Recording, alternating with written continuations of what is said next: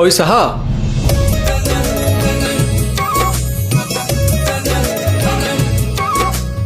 సహా ఏంటి సహా? మేరా నామ్ సహానా సయ్యద్. అందరిలో పిలిస్తే ఇక్కడి వరకే గుర్తుంటా, కానీ కొత్తగా పిలిస్తే నువ్వు ఎక్కడికి వెళ్ళినా గుర్తొస్తావు. చా, అవునా? ఇంతకీ నువ్వెవరు?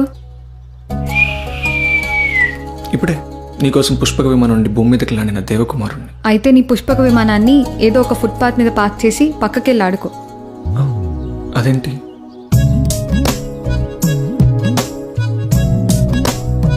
నాకేం ఆకాశంలో తిరిగే దేవకుమారుడు అక్కర్లేదు, నా పక్కన నడిచే రాజకుమారుడు చాలు.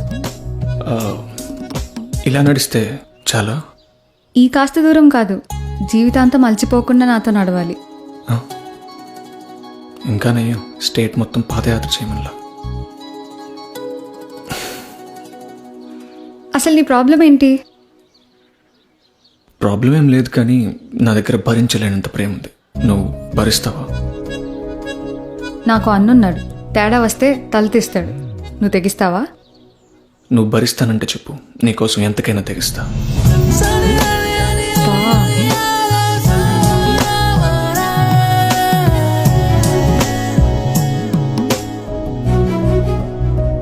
యాక్చువల్లీ ఈరోజు నీ మొహం చూస్తే మహాపాపం అని చిన్నప్పుడు మా అమ్మ చెప్పింది.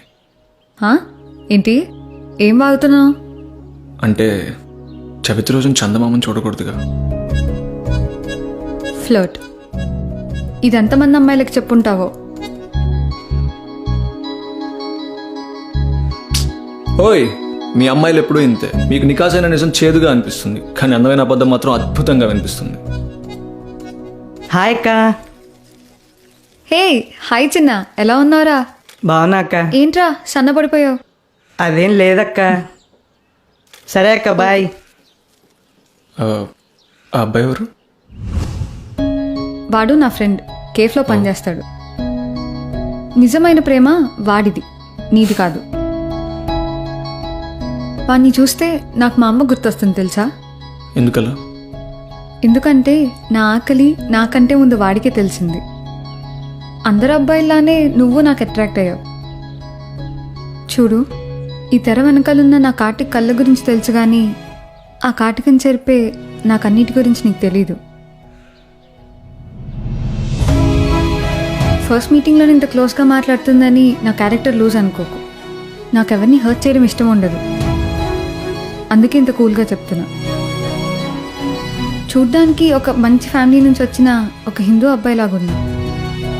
అయినా మా ఇంట్లో ఒక హిందూకిచ్చి పెళ్లి చేయరు. ఇక్కడ మనిషి కంటే మతాన్ని ఎక్కువ గౌరవిస్తారు.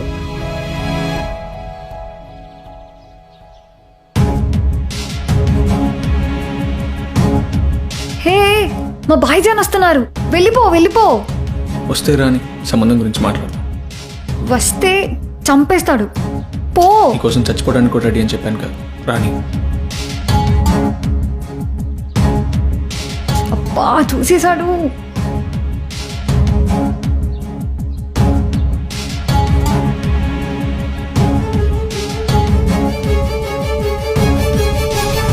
రేయ్, ఏంటి ఇక్కడ ఉన్నావు? ఏం లేదురా, నువ్వు ఇంట్లో ఉన్నావో లేదా అని చెప్పి మీ చెల్లిని అడుగుతున్నా. ఇప్పటిదాకా నీకోసం వెయిట్ చేసి ఇప్పుడే నర్సరీకి బయలుదేరాను. ఏ సహానా చెప్పలేదా? ఆ, చెప్పా. సరేరా, నేను నర్సరీలో ఉంటాను, త్వరగా వచ్చేయి. సరే. అంటే అన్నయ్య నువ్వు? మీ అన్నయ్య నాకు ఎప్పటి నుంచో ఫ్రెండ్. నీకు ఇంకో ట్విస్ట్ ఇవ్వనా? ఆ, నా పేరు ఇర్ఫాన్ అహ్మద్.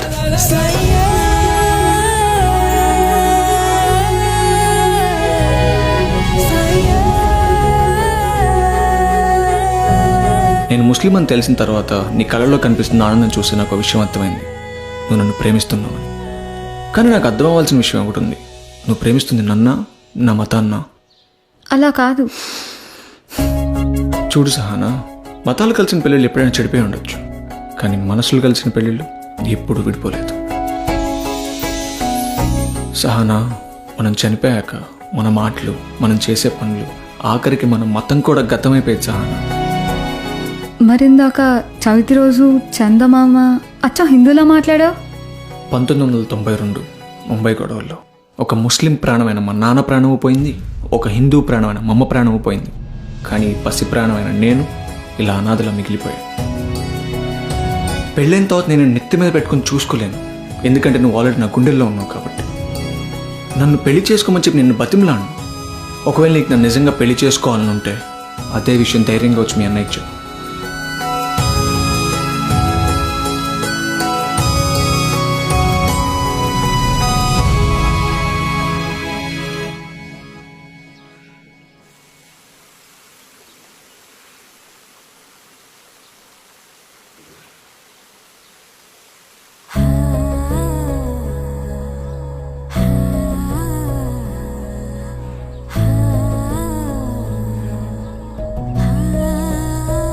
ఏంటి సహనా, ట్యూషన్కి రానని చెప్పేసి రమ్మన్నానుగా, వెళ్ళలేదా?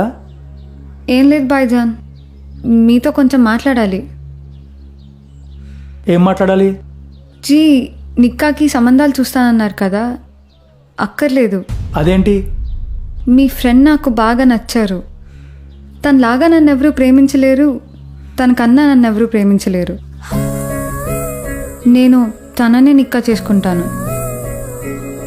ఇదేం ట్విస్ట్రా?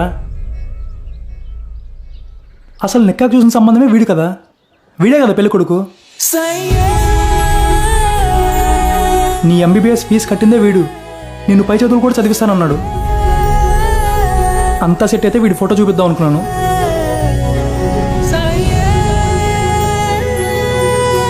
ఎందుకురా నేనంటే అంత ప్రేమ?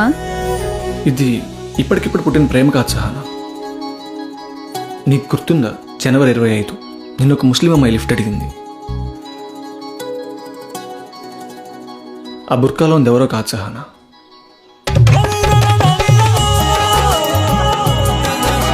నేనే.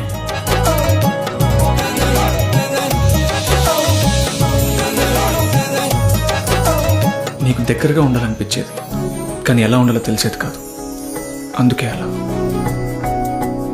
నీకు గుర్తుందా, జనవరి 26.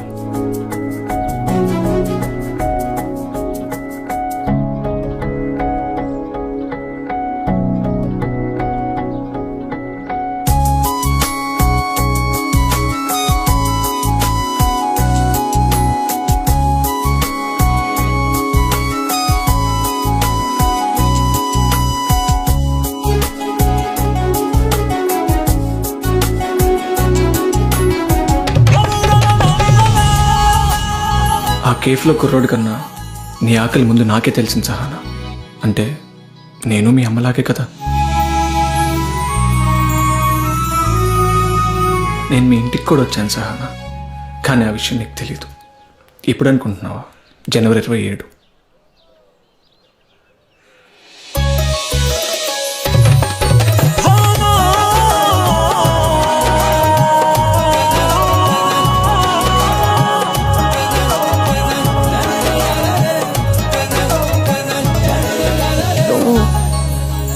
ప్రేమించడం అంటే నీ వెంటపడి మాటలు చెప్పడం కాదు సహనా, నువ్వు కనే ప్రతి ఒక్క కళని నేను నిజం చేయడం.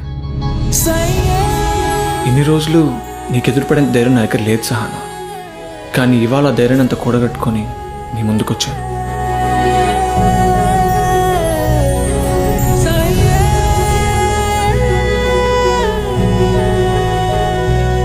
అమ్మని అమ్మ, నాకు తెలియకుండా ఎంత చేసావా? ఓరు బాబు, నేను ఇంకా ఎక్కడ ఉన్నాను రా, ఆపండ్రా రే. నిజంగా మనిషికి మనిషికి మధ్య తేడా ఉండుంటే దేవుడు ఒక్కో మనిషికి ఒక ప్రపంచాన్ని సృష్టించేవాడు. కానీ అందరినీ కలిపి ఒక కుటుంబంలో పడేసి బ్రతకమంటున్నాడు. ఆ కుటుంబాన్ని మనం భూమి అంటున్నాం.